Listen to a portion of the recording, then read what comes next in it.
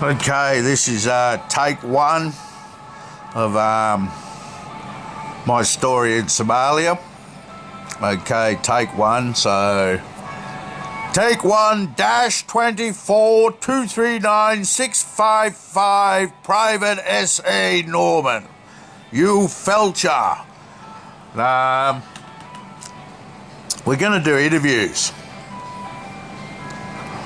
I'm going to get the boys to buy a video camera for $300 like I've done and do an interview about Somalia. And this is what you say. Instead of someone asking you questions, you go, so what was the potential threat of you getting wasted over there? Well, I'd never been asked that question before. Yeah, chances were pretty fucking high, man.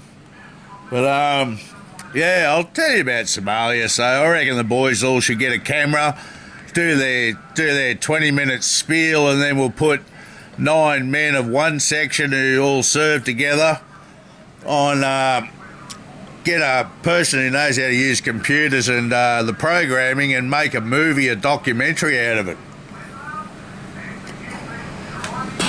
Yeah, cut and paste and fucking make a doco. So add a bit of music to it. And, yeah, fucking few photos of Somalia and, yeah, put a video together. But Somalia was a fucking crazy place, man, if you ask me. Like, if you said to me, what's one place you'd hate to live in, I'd definitely say Somalia. That's how fucked it was. But, okay, the deal was, I was on Christmas leave, 1992, and I got we're out motorbike riding, me and Tim Kitt, and we got back and his mother was crying, and we're like, what's wrong? And she said, oh, I've just got a telegram from the army, you have to go back to barracks in Townsville, you're being deployed to Africa. And we're like, fuck. So I had to get to Sydney to say goodbye to my mum. But my mum actually said to the army, you can't have him Christmas Day because I'm having him. So they said, righto, we'll have him on the 26th on Boxing Day. So we got ready for that and headed back to Townsville. And then we trained for probably 2 to 3 weeks on how to say, put down your weapon, like hoop kaga dig. Emika means put down your weapon now. How to search vehicles and shit. We practiced about 3 weeks, so I think we deployed halfway through January. But anyway, we got there on a Qantas flight, and the movie I watched was The Last of the Mohicans. And we landed in Mogadishu airport, and there was just shit going everywhere, man. Attack helicopters, jet fighters, fucking massive rows of tents, just mass deployment tanks. About 15 countries worth of armies were at this airbase, man. And we got stationed there for 3 days. The plane got shot at, the big Qantas plane was a bit of a target, so the boys in Mogadishu were taking pot shots at her as we were getting off the plane, we found out. And yeah, so that was pretty funny. But one funny thing I did find in Mogadishu, when we got given our tents to sleep in for 3 days, some Turks or somebody had it before us, and they shit in the tent, man, the bastards. So that was one thing that pissed me off. But anyway, 3 days in Mogadishu, we walked around and met French legionnaires and swapped ration packs with French soldiers and had a look at Apache helicopters and shit. And then we got shipped off to Baidoa. And we landed in Baidoa Air Base. And it was held by the Marines. Yeah, the Marines had been there about probably a week, 2 weeks. And there's a couple of little outposts around the airfield, and so we got thrown in the old garbage dump of the airfield and given a big tent 2 big tents to put up for my platoon, 7 platoon, 30 men. And, yeah, so we put the fucking tent up in 45-degree heat or something, fucking ridiculous like that, and and then that night all we could hear in town was bang, bang, bang, bang, boom, and I thought, fuck, man, this is like the Wild Wild West, man. I got to go into that town soon and have a gunfight with black Muslim Somalis, man, drugged up on chat. So if we didn't go in for about 2 days, and then, because we were preparing our defences around the airfields, and then the Marines took off, and we took over Baidoa, officially, Australians, 900 of us. And then we deployed into the town of Baidoa, and I went on my first patrol, and Corporal Chapman said, "Normie, you're forward scout." I thought, fuck, does the guy like me or does he hate me? Old chappy. Yeah, I should have taken it as a blessing that he thought, righto, Normie's not a bad soldier. I'll put him up the front because hopefully he's got some nous. So we went on patrol. It was probably about 11 o'clock, and it wasn't a night patrol. And yeah, it was a blowout, man. I think this is how I've never relaxed since. I don't think after going on your first patrol as forward scout into a town full of people and windows they could pop out of doors, fucking camels and fucking donkeys and fucking. Oh, man, I was like, fuck, they could come from anywhere. So, yeah, so that was a bit of a spinner. But, yeah, we headed in and started doing patrols, and a couple of contacts happened, and then we started night patrolling.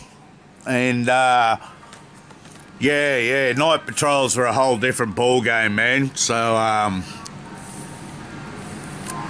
yeah, night patrol in Somalia, Baidoa, was a bit scary, man, because there's still a lot of gunfighting going on, and they're all drugged up on this stuff called chat, and the chat gets into the markets about 2 o'clock in the afternoon from Kenya, and it's a leaf that's born 2 days ago, and they buy a bunch of it, and they sit there and chew it from 2 o'clock in the arvo, and it's like amphetamines. So they drink Somali tea with it, and then they're speeding off their heads about 9 o'clock, and that's when the gunfights start.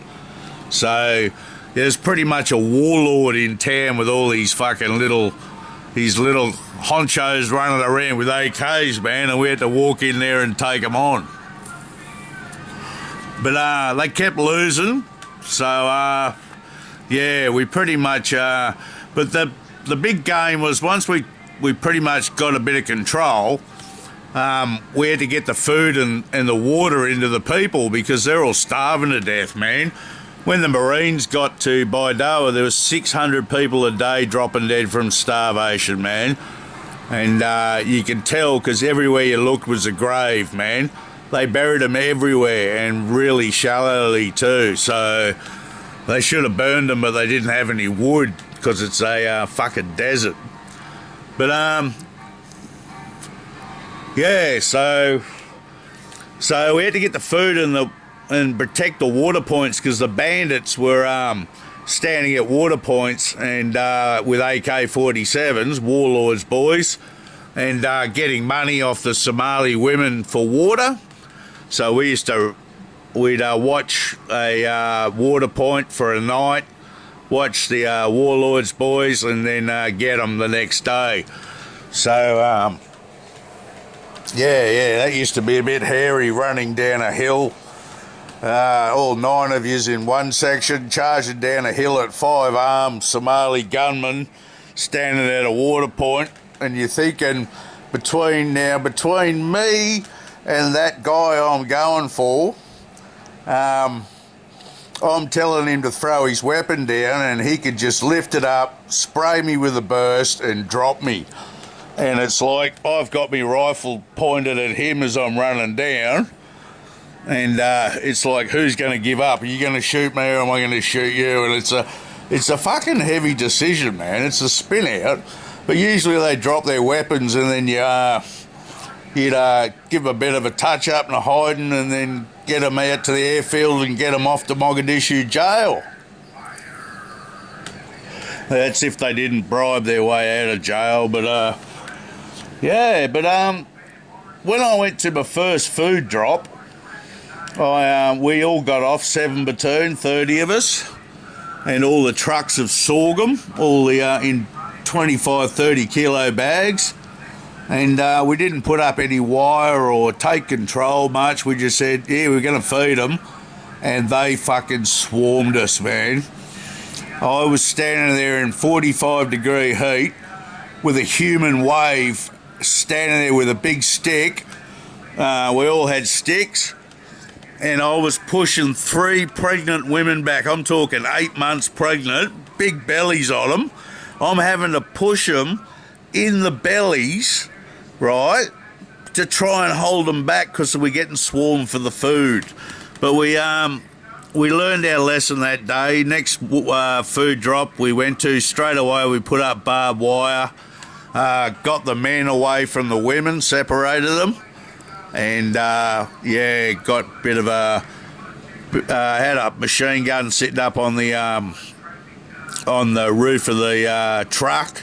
Couple of machine guns, and yeah, kind of made it a bit more peaceful, that one. But we did I probably did 10 food drops protecting food, because there was about 5 jobs. You had airfield security, then we had patrols in town, then we had feeding, taking food out, we had water points to protect and distribute water. So these are the kind of jobs you could get. And I remember the night we first lost our first man, McElhaney, and I was on front gate of the airfield. We had airfield security, and I was listening into the radio, and I just scored myself a cassette player with Bob Marley, a Walkman, and I was so happy that I had some music in the fucking goddamn shithole that I was in. And over the radio came one of our boys had been shot in the chest in town. And then I thought, this is a cunt of a place. And he was coming through in the APC, which he come through the front gate, and they got him on the chopper and he died. So I thought, these Somalis are fucked, I'm going to kill them. Oh, I didn't really, I was just pissed off. And then we found out he got drilled by one of our own men.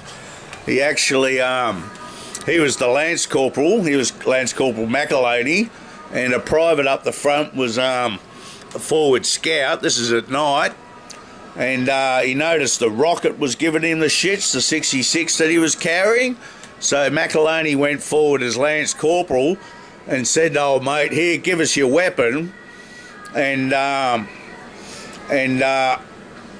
so he grabbed his weapon and pulled it towards him with the barrel at his chest, and the private's finger went onto the trigger and pulled it and discharged the weapon at point blank range.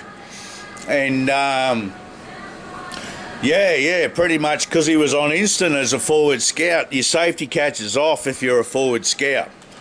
And yeah, so this is what happened. But they reckon the flak jacket that he was wearing, which we were all wearing, to protect you from fragments of grenade or RPGs, rockets.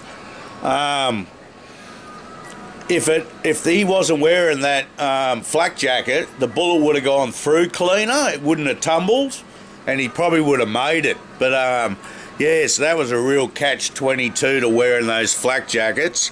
But that's the man we lost, Corporal McElhaney. Yeah. So, but yeah, that when you lose a person, you're like, this place is really bad, man, but it was just a bad place. There was a couple of good things, but I remember how I got taught how to say g'day.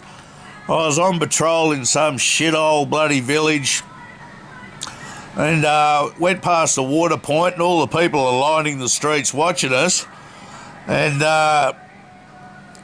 this little girl steps out and pulls on me flak jacket. And I said, "Not now, love, I'm trying to stay alert for bad guys," because we just hit this village and we didn't know what the go was in there. And she goes, "Salam alaikum." And I looked over, she's got a little sister on her back in a towel or something, and she's about 6, 7 years old, skinny as, little dirty white dress. And I thought that, she's saying g'day to me, so I went, "Salam alaikum," and she went, "Ah, alaikum salam." And I thought, righto, that's backwards. So I went, right, got it. You say salam alaikum and they go, alaikum salam. And I patrolled off. And yeah, so there was a couple of spin-out points. I think one of the most spin-out times I had was learning to pray, man, because learning to pray, because I walked up in Barakaba up this mound of a dam, and I got to the top and I looked in and there was Africans getting water out of there, and they had about an inch of water left in there, and I thought, fuck, if it doesn't rain, they're going to be fucked. And it hadn't rained in 7 years, so they were in a mad drought,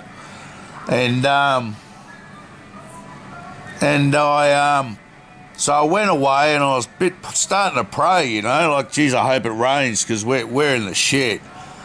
And so I fucking went back up that mound 2 weeks later to the top of the damn wall, and a fucking Ben-Hur movie, man, about 400 Africans digging in the mud, big fucking holes, man, trying to get the last of the water, and I was like, we're fucked. So I went away and prayed, and guess what happened? It fucking started raining, man. I was dancing with kids who were 7 years old that had never seen the rain, man. And that was fucking funny as fuck. But fuck, it rained, man, because I was a-praying. But, yeah, it was an absolute shithole. But I think the worst thing about Somalia were the turds. You know, they shit in every building and seemed to go back to grass huts and shit like that and live that way. But they shit in the streets. You'd be on patrol and you'd kneel in shit all the time, treading it. When you have to clear a building, you'd have to tiptoe through all the shit. It was just a human toilet, man. And graves everywhere, just fucking graves, man. So you're in a graveyard with human shit everywhere and fucking wait for some fucking mad black Muslim to jump out and spray you with an AK-47. It's pretty funny, but yeah, but there's a couple of my stories. That's why I reckon we should. I got heaps more. I got 6 months of Somalia, man. I got stories about nearly running mines over, missing them, tipping them out of the sand, and they didn't go off. This is why we got to get together and do the Somalia 9, fucking 1 section, 7 platoon Somalia boys, and get their stories and fucking make a documentary of the 9 boys 25 years later from Somalia, and yeah, make a documentary that can go on telly. Yeah, but fucking, they're just a couple of stories. That's what I'll talk like when I get interviewed. So fucking, yeah. Ooh, yeah. But if you ever get depressed, this is why I can't get depressed. I'm not allowed to get depressed, which is a real piss off, because because of Somalia, if I think, fuck, oh, it's all shit, oh, I'm not having a great life, oh no, I've got to be happy that I've got water, food and shelter, man. The rest of it's a gift, okay? And just having food, water and shelter after seeing such a harsh country kill people, we got it pretty good, man. So don't get depressed, because if you do, then you're not grateful enough for what you have, man. That's my biggest key to fucking fighting depression. Gratification, man. Gratification. Alrighty. Sex got out, man.